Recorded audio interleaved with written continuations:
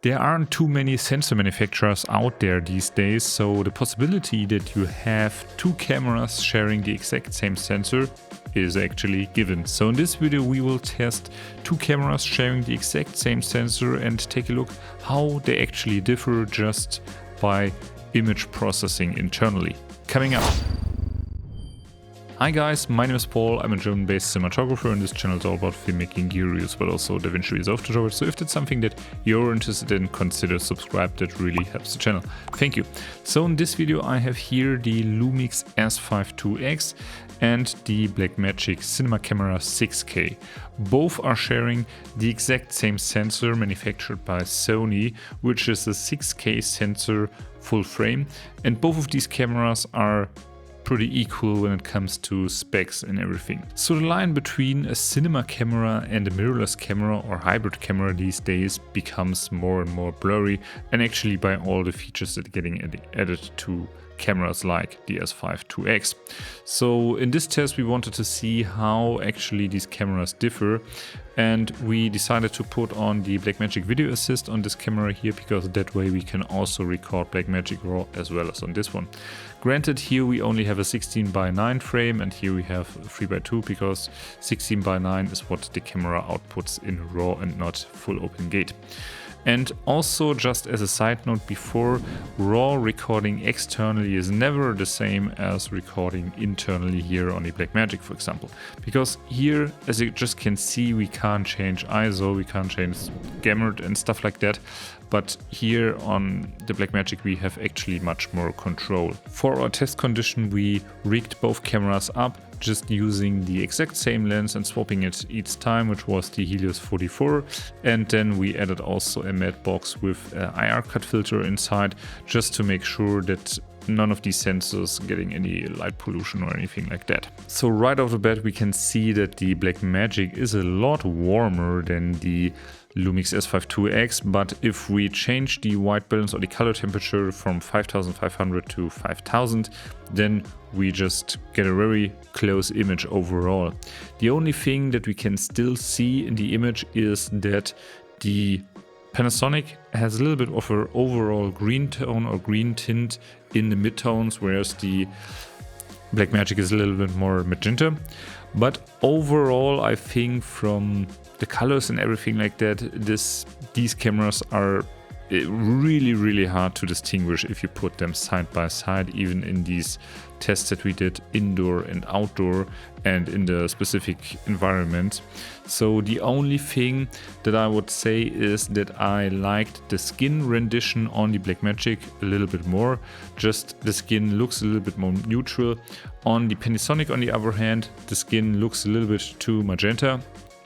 But overall, this really tells us that the color rendition on the Panasonic Lumix is really great, and also on the Blackmagic Cinema Camera 6K, because I remember when I got the Blackmagic Pocket 6K back in the day, which was Gen 3 I think, you could get great results on it, but you had to do a lot in post. So these days are definitely gone with Blackmagic Color Science Gen 5, and this looks absolutely mesmerizing here on this camera. And then we went inside to do a dynamic range test by over and under exposing the camera by 5 stops or 5.5 even to say. And we also used the same lens, which was then the contact size 50mm, and we lit for Windle Gray and then opened or stopped down the lens each time until we hit 5 stops over or 5 stops under. First, starting by overexposing the camera, I was really surprised of how great the Blackmagic handles this, because you see by each stop getting brighter and brighter, you can recover everything on the camera, and even 5 stops over my skin is not broken, which is pretty crazy actually. If we go up to 5.5 stops, then we see that I lose skin detail and everything else is also clipped. And if we check then highlight recovery, we get actually a lot on the skin back, but from my taste, it's clipped, it's gone. So I will rate this camera for 5 stops exposure latitude into the highlight, which is pretty great. On the S5 IIX we are also fairly close, because we can reach here 4.5 stops, and by 5 stops we have skin detail lost and things like that. So half stop difference concerning the highlight.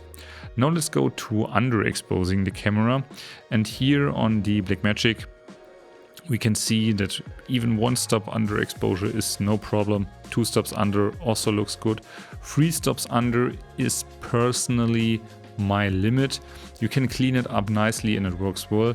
3.5 stops could work in some situations, but I was already seeing like a little bit of CMOS smearing at that area or at that point. So this brings me in total to 3 stops of underexposure, and combining that with the 5 stops of overexposure, we are getting 8 stops of exposure latitude, which is a great result.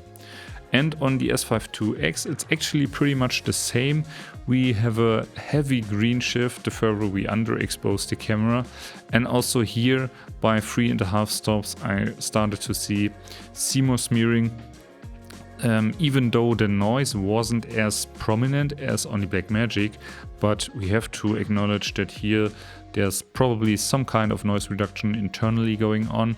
So therefore 3 stops underexposure is also the max here, which brings this camera to 7.5 stops of exposure latitude, which is also great. So what does this test tell us at the very end? So image processing is a thing that happens in the camera, and it can change how the image will look like, especially how white balance is mapped on these cameras. But overall, each sensor also has its own look. And if, because I also was using here Panasonic's Vega mode, and here I was using Blackmagic film, and considering this, the results that we get were absolutely mind-blowing how close these cameras are. So this already sharing the same sensor inside and also then using same lenses will make things very easy when grading or when matching these cameras. Also, dynamic range is not a big deal actually here on both cameras. They're pretty equal, just the Blackmagic can squeeze out a little bit more. Overall, on the very end, I would prefer the image of the Blackmagic slightly, just because I think the skin rendition is a little bit nicer. And also if we look in the green tones, we also see here a little bit more true to life experience, where in the green tones there's also some yellow tones visible here, whereas on the Lumix it looks very clinical green, I would say. But overall also the Lumix looks great, and I had no problems either using these cameras day in and day out. Lastly, I want to point out that this is not always the case, because also the new Blackmagic 12K LF is a whole new different sensor and is only used in that camera. So Blackmagic has a really high impact on development on that sensor.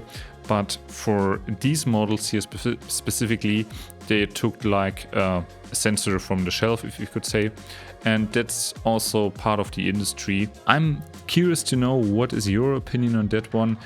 Which camera did you prefer actually? And yeah, tell me more in the comments below, and I'm gonna see you in my next one. Cheers!